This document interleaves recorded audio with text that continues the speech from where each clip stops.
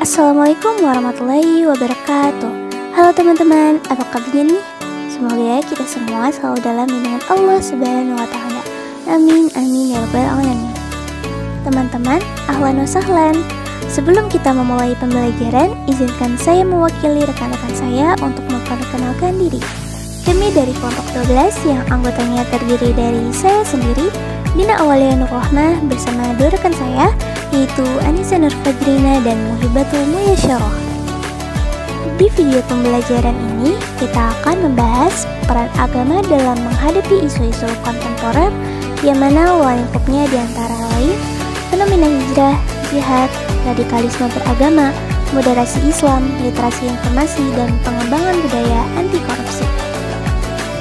Konsep Islam tentang hijrah dan paradigma hijrah di kalangan umat Islam. Apa sih hijrah itu? Secara etimologi atau bahasa, hijrah berarti memutuskan, meninggalkan, menjauhi. Secara terminologi atau istilah, kata hijrah berarti proses peralihan diri untuk menjadi pribadi yang lebih baik dengan meninggalkan segala sesuatu yang diharamkan oleh Allah Subhanahu wa Ta'ala. Hijrah saat ini sering diartikan sebagai proses berpindah dari perilaku yang belum sesuai dengan syariat Islam ke perilaku yang sesuai dengan syariat Islam yang bertujuan untuk memperbaiki diri ke arah yang lebih baik. Hijrah juga diartikan sebagai sebuah perjalanan Nabi Muhammad dan pengikutnya dari Mekah ke Madinah untuk menyelamatkan mereka dari ancaman dan tekanan kaum Quraisy. Ibnu Qayyim membagi hijrah ke dalam dua macam, yaitu hijrah bil jasad atau hijrah fisik, berarti proses peralihan diri yang tampak secara fisik, dan hijrah bil qalbi atau hijrah hati, yaitu proses peralihan diri yang tidak sebatas fisik saja, namun sudah berada pada tataran yang lebih tinggi. Allah Subhanahu wa Ta'ala berfirman, A'udzu billahi minasyaitonir rajim. وَمَنْ يُهَاجِرْ فِي سَبِيلِ اللَّهِ يَجِدْ فِي الْأَرْضِ مُرَاغَمًا كَثِيرًا وَسَعَةً وَمَنْ يَخْرُجْ مِنْ بَيْتِهِ مُهَاجِرًا إِلَى اللَّهِ وَرَسُولِهِ ثُمَّ يُدْرِكْهُ الْمَوْتُ فَقَدْ وَقَعَ أَجْرُهُ عَلَى اللَّهِ وَكَانَ اللَّهُ غَفُورًا رَحِيمًا. Artinya, dan barang siapa berhijrah di jalan Allah, niscaya mereka akan mendapatkan di bumi ini tempat hijrah yang luas dan rezeki yang banyak. Barang siapa keluar dari rumahnya dengan maksud berhijrah karena Allah dan Rasul-Nya, kemudian kematian menimpanya sebelum sampai ke tempat yang dituju, maka sungguh pahalanya telah ditetapkan di sisi Allah, dan Allah Maha Pengampun, Maha Penyayang. Quran Surah An-Nisa Surah keempat ayat 100. Ayat ini menjelaskan bahwa Allah mendorong dan memberi semangat kepada orang-orang yang lemah untuk berhijrah, serta menjelaskan bahwa barang siapa yang berhijrah mendapatkan keridhaan Allah dan menegakkan agamanya, niscaya dia akan mendapatkan jalan untuk mengalahkan musuh-musuhnya dan tempat tinggal yang penuh dengan kebaikan dan kemudahan setelah selamat dari kezaliman dan kehinaan. Kemudian Allah mengagungkan perkara hijrah dengan menjadikannya memiliki pahala yang besar meski hanya baru keluar dari negeri kafir dan belum sampai ke negeri tujuan berhijrah. Nilai-nilai hijrah dalam membangun spiritualitas dan etos kerja. Nilai-nilai hijrah dapat membantu membangun spiritualitas dan etos kerja seseorang. Berikut ini adalah beberapa nilai hijrah yang dapat diterapkan dalam membangun spiritualitas dan etos kerja. Pertama, adaptasi dan perubahan. Kedua, kesabaran dan ketekunan. Ketiga, kerjasama dan solidaritas. Keempat, tanggung jawab dan kepemimpinan. Kelima, menghargai waktu dan produktivitas. Yang keenam, pentingnya perencanaan. Dan yang terakhir, rendah hati dan bersyukur.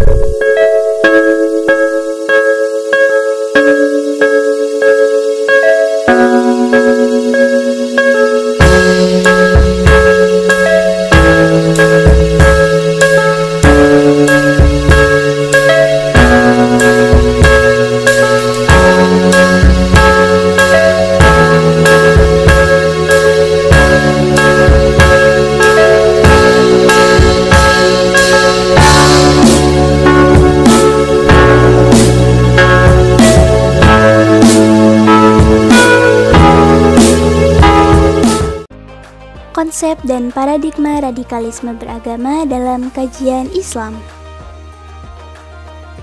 Radikalisme merupakan paham atau aliran yang menginginkan perubahan atau pembaharuan sosial dan politik dengan cara kekerasan atau drastis. Apabila dilihat dari sudut pandang keagamaan, radikalisme dapat diartikan sebagai paham keagamaan yang mengacu pada fondasi agama dengan fanatik keagamaan yang sangat tinggi, sehingga penganut dari paham tersebut menggunakan kekerasan kepada orang yang berbeda dengan paham mereka untuk mengaktualisasikan paham keagamaan yang dipercayai agar diterima secara paksa. Faktor dan bentuk radikalisme beragama di kalangan umat Islam. Faktor munculnya radikalisme terbagi menjadi dua, faktor internal dan faktor eksternal. Pertama, faktor internal dalam umat Islam. Adanya penyimpangan norma agama dengan pemahaman agama yang totalistik, sempit, dan formalistik yang bersikap kaku dalam memahami konsep agama. Dua, faktor eksternal terbagi lagi menjadi beberapa bagian. Yang pertama, faktor sosial politik. Kelompok radikal memakai kekerasan untuk menentang dan membenturkan dirinya dengan kelompok lain dalam masalah sosial politik sehingga menimbulkan banyak konflik. Kedua, faktor emosi keagamaan. Faktor sentimen keagamaan yang berhubungan dengan solidaritas saat ada yang merasa tertindas oleh kekuatan tertentu. Ketiga, ekonomi politik. Kekuasaan pemerintahan yang melakukan penyelewengan terhadap nilai-nilai Islam di mana para penguasa yang berkuasa sewenang-wenangnya melakukan kebijakan yang menyengsarakan masyarakat. Keempat, budaya. Budaya barat yang mendominasi kehidupan saat ini. Selain itu, budaya sekularisme yang memisahkan ideologi yang harus terpisah oleh agama atau kepercayaan menjadi musuh yang harus dihadapi. Kelima, ideologis anti-westernisme. Kaum radikalisme menunjukkan ketidakmampuan mereka dalam memposisikan diri sebagai pesaing budaya dan peradaban dengan menggunakan jalan kekerasan. Keenam, kebijakan pemerintah. Ketidaksanggupan pemerintah berbagai negara Islam dalam merespon dominasi ideologi, ekonomi, serta militer dari negara-negara besar. Bentuk-bentuk radikalisme menurut Haidar Alwi. 1. Radikalisme keyakinan. Banyak orang yang senang mengkafirkan orang lain di luar kelompoknya akan masuk neraka. 2. Radikalisme tindakan. Menghalalkan segala cara, bahkan pembunuhan atas nama agama untuk mendukung pemikirannya. Contohnya, kelompok Kristen Anabaptis yang pro perdamaian serta menolak segala bentuk tindakan kekerasan. 3. Radikalisme politik. Kelompok yang ingin menggantikan ideologi Pancasila dengan ideologi khilafah. Contohnya gerakan reformasi 1998 yang menentang dan menggulingkan rezim Orde Baru. 4. Radikalisme perilaku seseorang yang paham radikalnya masih bertumpu pada pemikiran akan menyasar pada perilakunya. Contohnya itu pada LGBT.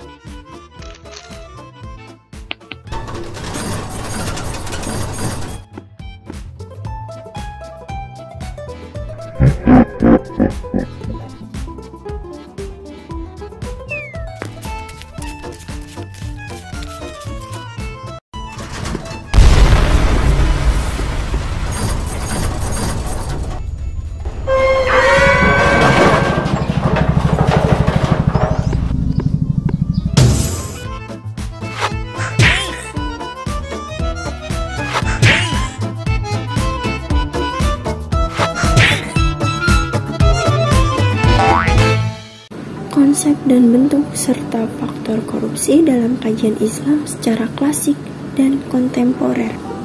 Pengertian korupsi. Menurut bahasa, korupsi berasal dari bahasa Latin yaitu corruptus dan corruption yang berarti buruk, bejat, menyimpang dari kesucian, berkenan menghina atau memfitnah. Sedangkan menurut istilah korupsi adalah penyelewengan atau penyalahgunaan uang negara, perusahaan, atau organisasi untuk keuntungan pribadi atau orang lain. Penyebab terjadinya korupsi. penyalahgunaan wewenang jabatan, rendahnya moral dan tingkat kejujuran, adanya kesempatan, memperkaya diri, dan tekanan atau dorongan yang mendesak diri dari keluarga atau orang terdekat untuk melakukan tindak korupsi. Dalam Khazanah Fikih terdapat 6 jenis tindakan yang serupa dengan korupsi, yaitu gulul, rishwah, gosok, sarikoh, khianat, dan hiroabah. Faktor pendorong terjadinya korupsi. Yang pertama, faktor internal, datang dari diri sendiri seperti lemahnya iman, ketidakjujuran, pola hidup yang konsumtif. Yang kedua, faktor eksternal, berasal dari kehidupan luar seseorang dan pemahaman masyarakat yang kurang terhadap korupsi. Dampak korupsi pada aspek psikologis, etos kerja, serta kepercayaan pada pemangku kebijakan. 1. Bidang agama, menimbulkan stigma masyarakat tentang kedermawanan. Seorang penguasa yang memberikan bantuan hanya dianggap sebagai unsur permainan yang dilakukan oleh penyalur.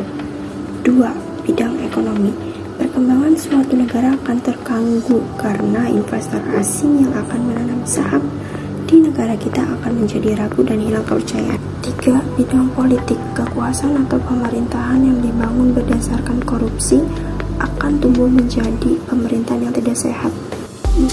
Bidang ketahanan dan keamanan, korupsi akan berakibat adanya dominasi sebagian kelompok.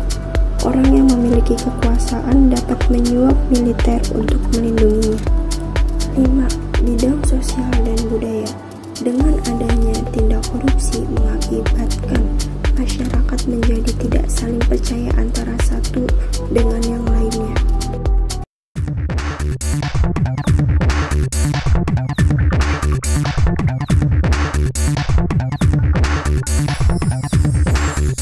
Israel dan Barat memberitakan pejuang Hamas membantai 40 bayi Israel. Berita itu ternyata dibuat-buat alias bohong. Jurnalis Israel Oren Ziv membuka informasi yang direkayasa itu melalui akun Twitternya. Menurut Oren, dia mendapat banyak pertanyaan tentang berita Hamas memenggal bayi-bayi. Namun saat Oren meliput lokasi-lokasi yang disampaikan dalam berita itu, dia tak menemukan satupun bukti tentang informasi itu. Nah, itu dia teman-teman, itu adalah salah satu bentuk berita hoax yang sedang viral di masa sekarang ini. Oleh karena itu, kita harus pintar dalam mencari informasi, mengambil informasi, dan juga menyebarkan informasi yang memang sudah diketahui kebenarannya, dan jauh dari kata hoax. Sekarang, kita masuk ke dalam konsep Islam tentang literasi informasi. Secara umum, literasi informasi itu apa sih? Nah, literasi informasi adalah kemampuan yang dimiliki seseorang yang mengetahui tentang informasi setelah ia membaca, menemukan, menganalisis, serta mengevaluasi informasi tersebut. Nah, informasi dalam perspektif Islam itu seperti apa sih? Nah, di sini, informasi dalam perspektif Islam itu adalah informasi masa lalu, yang pertama ya. Yang pertama itu ada informasi masa lalu. Nah, ini dimaksudkan seperti kisah-kisah umat terdahulu, contohnya kisah Ashabul Kahfi. Ada juga informasi yang menjadi sebuah latar belakang diturunkannya wahyu atau ayat dari Allah SWT. Biasanya tuh disebut asbabun nuzul. Contohnya peristiwa kesalahan seseorang yang mengimami sholat dalam keadaan mabuk sehingga salah membaca surah Al-Kafirun, maka dari peristiwa tersebut turunlah Quran surah An-Nisa ayat 43. Dan juga ada informasi yang akan datang. Contohnya seperti kisah kemenangan dan kekalahan bangsa Romawi dan kisah tentang hari kiamat. Ada juga nih teman-teman beberapa asal sumber informasi yang digunakan dalam Islam untuk sebagai dasar pencarian informasi. Yang pertama, yang pasti itu adalah Al-Quran dan As-Sunnah atau hadis. Ini juga merupakan sumber karakter khusus tentang kajian informasi dalam Islam. Yang kedua ada manusia. Nah, manusia ini terbagi menjadi kedua aspek ya. Dua aspek. Aspek yang pertama itu yaitu ide atau gagasan yang dapat diolah menjadi informasi. Nah, aspek yang kedua itu ada pendapat atau opini dari manusia yang bisa juga dijadikan sebagai bahan informasi. Selanjutnya ada peristiwa atau realitas yang menjadi sejarah. Yang dimaksud dari pengertian ini yaitu kejadian peristiwa yang terjadi, entah itu dari masa lalu yang menjadi sejarah dan diberitakan dalam kehidupan sosial. Dalam hal tersebut dapat dijadikan sebuah bahan informasi. Nah, sekarang kita masuk ke dalam pemilahan informasi berdasarkan nilai-nilai Islam. Dalam pemilahan informasi berdasarkan nilai-nilai Islam, ada pun macam-macam informasi yang bisa kita ambil dari beberapa aturan yang telah disebutkan dalam Al-Quran dan Al-Hadis, yaitu Yang pertama ada qasas atau naba al-haq, yaitu informasi yang disampaikan harus bersifat deskriptif, cerita, berita, informasi yang akurat, terutama informasi yang berkaitan dengan isi informasi yang disampaikan. Yang kedua ada amar ma'ruf nahi munkar, yaitu informasi yang mengingatkan kita untuk selalu berbuat kebaikan dan mencegah atau menjauhi perbuatan yang mungkar. Ketiga ada hikmah, yaitu informasi yang disampaikan lewat perkataan yang benar dan tegas untuk membedakan perbuatan yang hak dengan yang batil.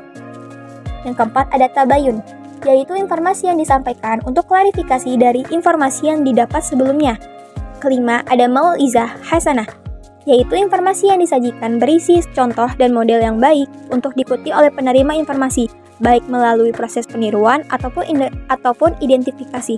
Yang terakhir ada layin, yaitu menyampaikan informasi menggunakan bahasa yang baik dan lemah lembut, agar si penerima informasi ini tidak tersinggung ataupun menutupi kesalahan dirinya. Sekarang kita masuk ke dalam pemilahan informasi berlandaskan nilai-nilai ajaran agama Islam yang bisa kita lihat dari tata cara pemilahan informasi sebagai berikut. Yang pertama ada klarifikasi terhadap pakar. Yang kedua ada mengetahui alur informasi. Yang ketiga, saring terlebih dahulu sebelum sharing. Yang terakhir ada menyampaikan informasi secara benar. Selanjutnya, kita masuk ke dalam mengorganisir informasi secara logis berdasarkan nilai-nilai Islam. Dalam mengorganisir informasi secara logis, pasti juga ada peran informasi yang akurat. Nah, ditandai dengan informasi yang dapat memuaskan penerima informasi. Informasi yang benar perlu diketahui orang lain dan tidak mencampur adukan berita nyata dengan berita bohong. Informasi yang adil dan tidak memihak. Informasi dapat menyelesaikan perbedaan dan konflik antara penerimanya serta dapat mendamaikan perbedaan. Sekian dari kelompok 12. Jazakumullah khairan katsiran. Thanks for watching. Wassalamualaikum warahmatullahi wabarakatuh.